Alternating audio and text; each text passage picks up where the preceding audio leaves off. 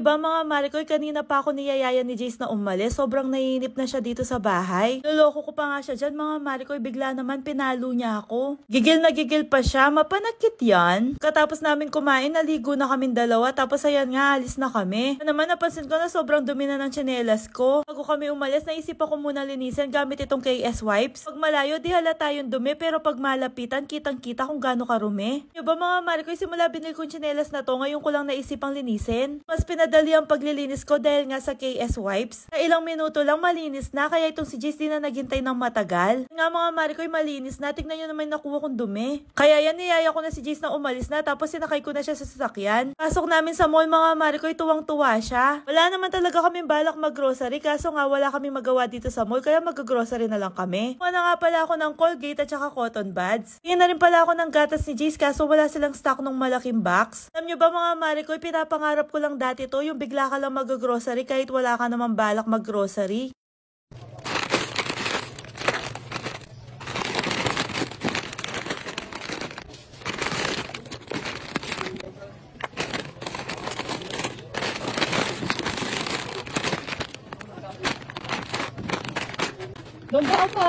Kumuha na rin ako ng mga snacks mga Marikoy kasi naalala ko wala na din palang snacks sa bahay. Tapos kumuha na rin ako ng isang gardenia. Tapos kumuha na rin ako ng mga Dutch meal. Tapos sinunod ko namang kinuha mga Yakult. Isip ko kasi nandito na rin naman kami kaya kukuha na ako. Tapos kumuha na nga rin pala ako ng mozzarella kasi may balak akong gawin. Tapos sinisip ko na talaga kung ano pa yung mga wala sa bahay. Naalala ko nga mga Marikoy, wala na ako mapaglagyan sa mga basura namin. Kumuha na ako mga Marikoy, iba-ibang sizes, tapos dinamihan ko na din. Na rin pala masyadong ganito sa ref namin, kaya kumuha na rin ako. Tapos ito mga Marikoy, pinaghahanap ko nga pala. Oy, dito sponsor ha, baka naman. Gusto ko to, kaya dinamihan ko na yung kinuha ko. Tapos dahil nga malapit na yung Pasko, nagkakaubusan ng ganito, kaya kumuha na ako. Dinamihan ko na din mga Marikoy. Na rin ako ng 2 mayonnaise. Tapos itong Pudgy bar na lagi kong ginagamit kapag sa mga DIY cake ko. Kumuha na rin ako ng mamon, tapos pancake syrup. Kumuha na rin pala ako ng karne dito mga Marikoy. Dami pa namang manok sa bahay, kaya baboy na lang yung kinuha ko. Kasi ito talaga yung pinapangarap kong mabili. Every time na nandito kami, lagi ko yan tinitignan. Kumuha na rin pala ako ng 2 nito. Ayan nga si Jace mga Marikoy, bumaba siya kasi may tinuturo. At ayan nga mga Marikoy, gusto niya yung M&M kasi nakikita niya, akala niya mga balls. Because sa kanya, di mo naman kaya lahat ubusin yan. Diba, di ko pinagbigyan yung anak ko pero pinagbigyan ko yung sarili ko. Tapos kumuha na rin ako ng 3 box ng mini magnum. Dito pa nga ako natagalan mga Marikoy, medyo namamahalan ako sa mga gulay. Pero kanina kung makakuha ng chocolate, parang ang mura-mura. Tignan nyo naman kasi isang ganito, 78 pesos. So kailangan ko talaga para sa ulam namin bukas, kaya kinuha ko na. Tingin ko naman sa kabila, napansin ko na mas mura to, kaya ito na lang yung kinuha ko, pinalitan ko. Tapos mga Marikoy, tapos na kami. Kaya na nga pumila na kami para makabayad na. Talaga ayoko lumalabas sa bahay. Pauwi naman namin mga Marikoy, nakatulog na si Jace. Habang tulog siya, mag-aayos na ako ng mga pinamili namin. Kaya may rap namin mga Marikoy, ang gulo-gulo. Kasi ito talaga yung gusto kong matikman mga Marikoy. So expect na ganito kadami yung laman. Fairness, di naman masasayang kasi malapit na yung Halloween. Pamimigay ko na lang sa mga bata.